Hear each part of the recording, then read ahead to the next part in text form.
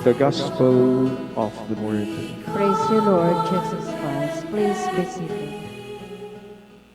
My dear brothers and sisters, today we celebrate the feast of an apostle, and this is Saint Bartholomew, and the other name of Bartholomew is Nathanael. As we have heard in the Gospel reading today, Nathanael or Bartholomew was being described by our Lord Jesus when he said, "Here is the true child of Israel. There is no duplicity in him." In which we see here that our Lord Jesus Christ admired the sincerity of Nathanael and Bartholomew. Nathanael said to Philip, "Can anything good come from Nazareth?" And Philip said to him, "Come and see."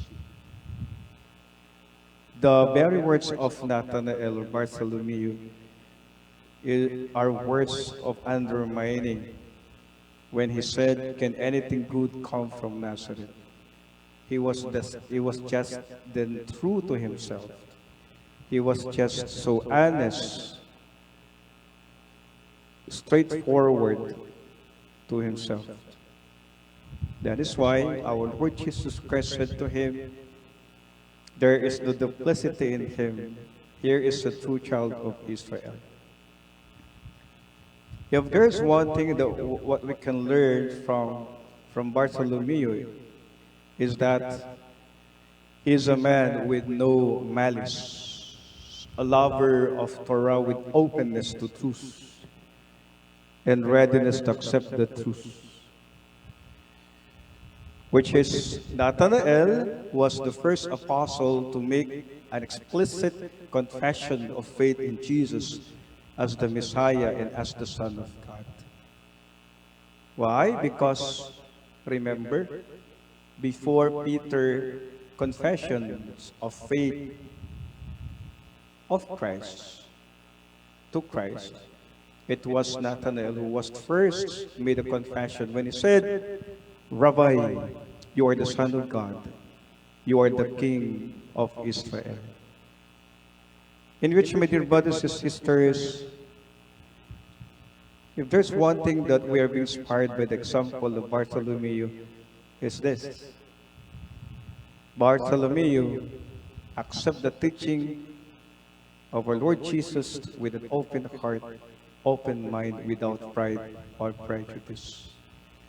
This is the very attitude of a follower of Jesus, the very attitude of an apostle of our Lord, that is having an open mind, an open heart, and most especially our humility to follow Jesus, which is there is no sense of pride but humility. My dear brothers and sisters, in our day-to-day life, when we find some complexities in all our actions, our thoughts, we are being brought to humble ourselves so that we can fully discern well the promptings of the Spirit and the very will of God in us. Saint Bartholomew had this kind of mentality. There was no sense of pride, but rather humility of becoming truthful to himself. And this is an invitation for us. That initial step towards sincerity and honesty is simplicity and humility. We cannot be true to ourselves if we don't learn to be humble to ourselves. That is why humility is an initial and important key or way so that we can truly discern and know our thoughts, our ways, especially the ways and thoughts of God for us.